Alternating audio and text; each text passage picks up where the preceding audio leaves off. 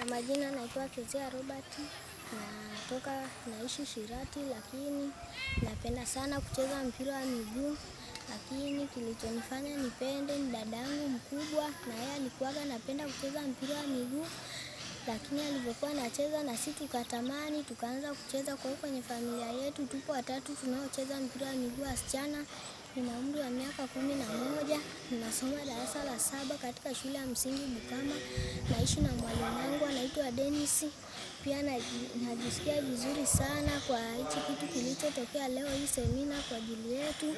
Tunashukuru sana, tunajisikia vizuri sana, na viongozi wote mlioshiriki nasi tunashukuru. Na pia sisi katika familia yetu aliyefanya hadi tukajua kucheza mpira alikuwa baba yangu. Yeye ndo alikuwa anacheza mpira, lakini akaacha, dadangu akaanza, na sisi tukamfuatia.